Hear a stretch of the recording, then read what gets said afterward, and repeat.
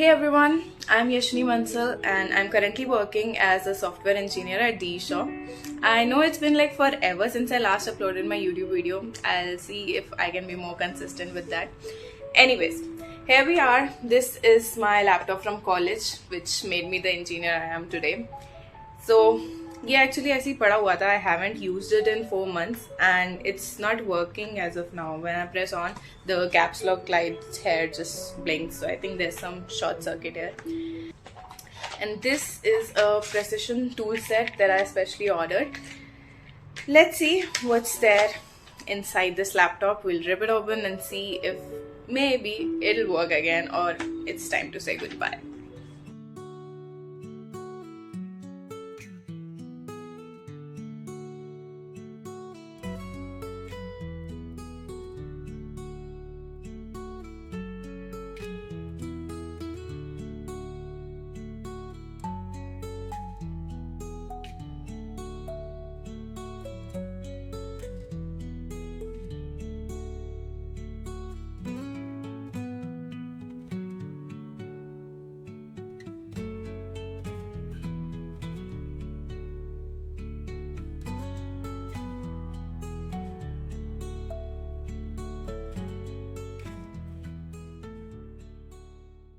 So here we are after unscrewing 8 screws, and this is the inside of my HP laptop. At first glance it might look complicated, but honestly every component you see here has one simple job, either to move data, process data, or store data, or power the system. So this blue board, big blue board you see right here is the motherboard. It's simply a printed circuit board. You can see these lines and circuits printed, and all the components are attached to this motherboard. This is the central place where all the components communicate. It has these ports and chips. Chips, by the way, whenever I say these are integrated circuits with lots and lots of billions of transistors in them. And this big black component here is the lithium-ion battery, which stores electrical energy so the laptop can run without being plugged in.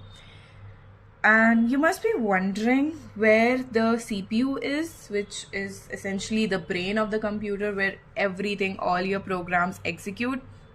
So in modern computers and laptops, CPU is soldered on the rear side of this motherboard under this heatsink. So obviously CPU executes billions of instructions per second. So it gets heated up and it needs a way of cooling down. So this is the fan and here is the heatsink, and on the rear side below this heatsink it's the central processing unit. Here you see in the motherboard these printed traces that are there. These are the pathways that control the flow of power and data, and that's how all the components in the motherboard communicate.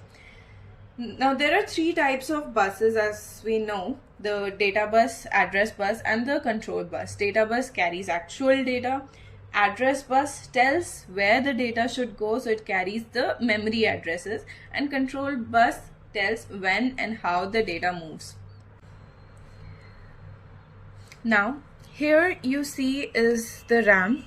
This is an 8 GB DDR4 RAM. These are the 2 slots provided for the RAM. RAM is actually random access memory, so it stores the data that CPU is actively using, and it has high speed, but it's also volatile memory, so everything, all the data that is there in this RAM disappears when the power is off. You see right here is the SSD. This one is 5112 GB solid state drive. Now this is the secondary memory of your computer. RAM is the primary memory.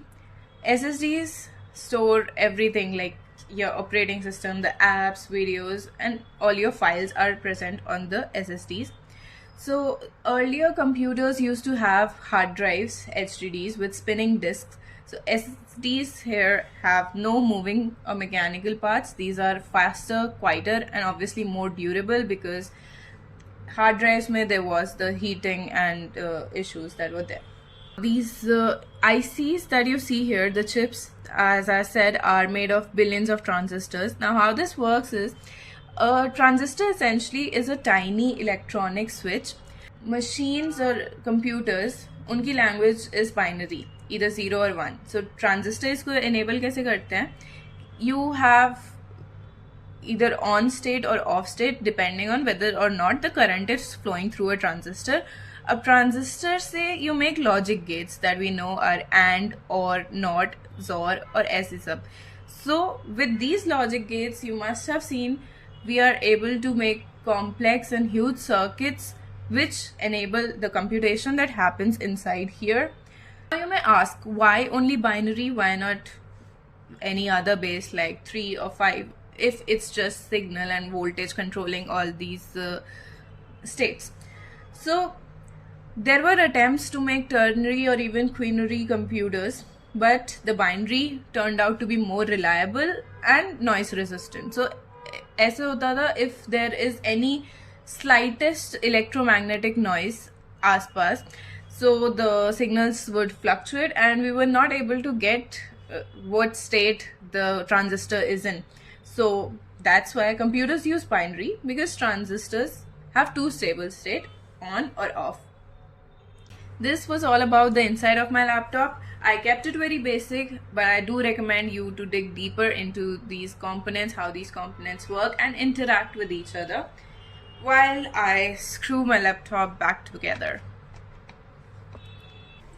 So here it is, all put together. I cleaned a bit inside. Let's see if it's working. I really hope it does actually. Let's see.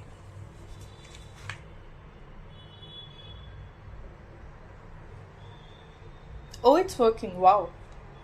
The caps lock key is no longer blinking too. Great.